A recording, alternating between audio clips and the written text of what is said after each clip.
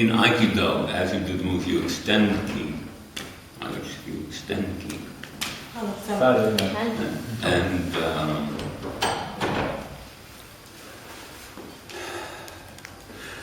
this has various aspects to it. I mean, one is that, as O-Sensei said, the moves were created by ki. And in fact, practically, you can see that when sometimes it happens, that you're doing the move, you're working on it and it doesn't work. And the more you work, the worse it gets. And then all of a sudden you realize, right, and you just, right, and it happens, right? This is also the importance of the ukemi in Aikido. Because when there's real energy in the person who's doing the attack, then the energy is answered much more easily. It brings up energy in the case of the person doing the throw, and when that energy is there, the move will happen. It's not a matter of studying it. This is very important. But of course, as you practice, there are points when you're pretty comfortable with the movement, and you can do that, and there are points where you have to really study it, that's okay too, right? So that's a little bit about it. Now the other thing about extension is it's part of the activity of purification, and it has particular meaning when, in the case of fear or any kind of contraction or any kind of human emotion or dynamic which tends to pull us in, right? You just extend an idea, and by extending, it's a way of getting through that and a way of moving that, right? And of course it makes the move work better, right? And of course, in terms of practice of Aikido too, right? I mean, we're not, this culture, or Western culture, where the word ki doesn't exist, so, there's like this whole section which should be, it's like, you go into the library and there's this whole section and no one can come in here without special permission, right? And that is all this teaching, that's being kept, right? So because we don't have the ki as a concept, ki as a, for instance in Japanese, they have all kinds of ways that they use ki in the language, right?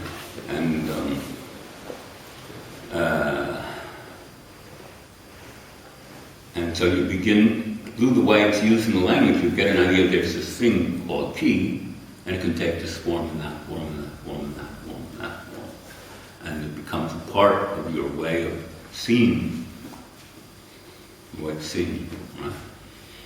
And unfortunately in the West, as noted many times, because Tsuda-Sensei did the research and said, ki doesn't exist in any Western language.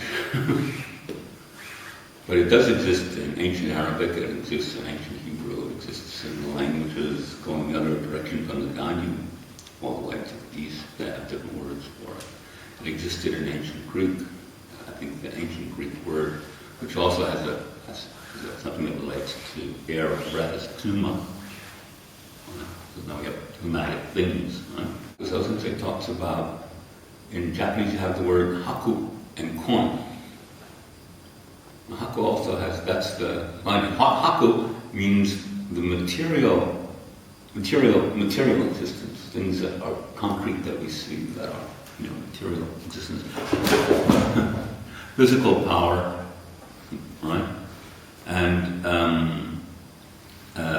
in Buddha you have haku no Buddha and kon no Buddha. Haku no Buddha is winning with speed and power and strategy and Buddha, right? And you have kon, which is the spirit.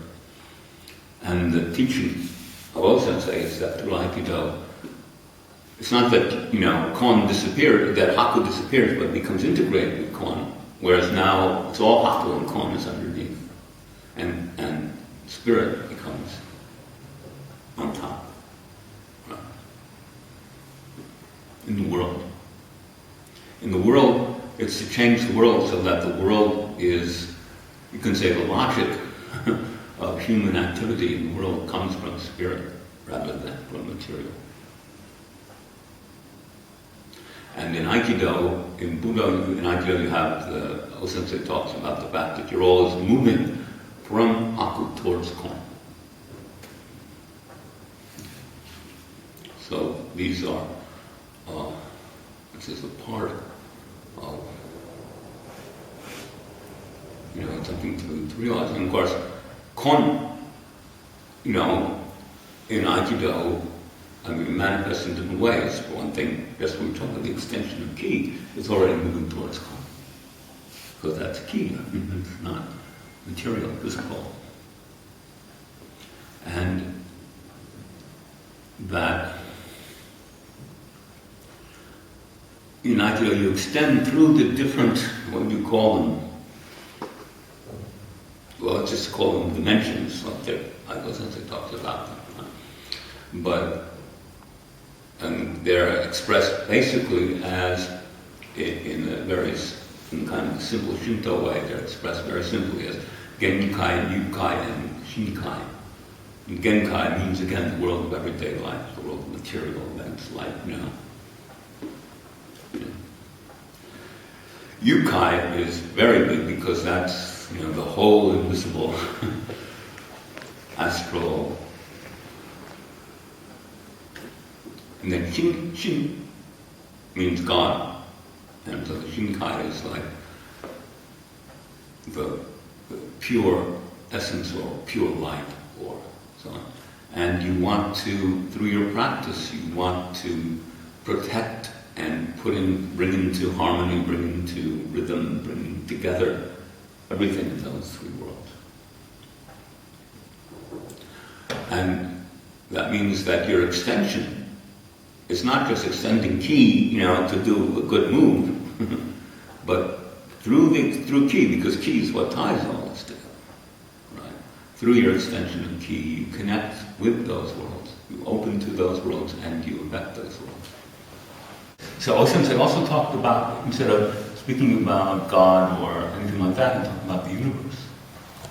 He also said, ki created the universe, the Aikido. He also said, God, Kami created Aikido. He also said, the universe created Aikido. At different times. So you don't have to, like somebody who doesn't believe in God or doesn't like the word God or anything like that. It's not necessary to make any problem about it in terms of Aikido.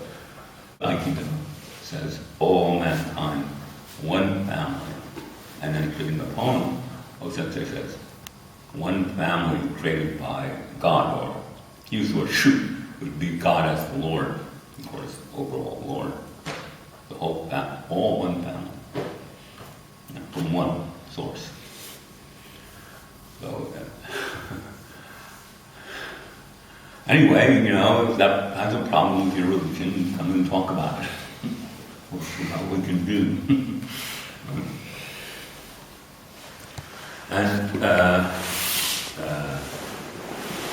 And so it's big,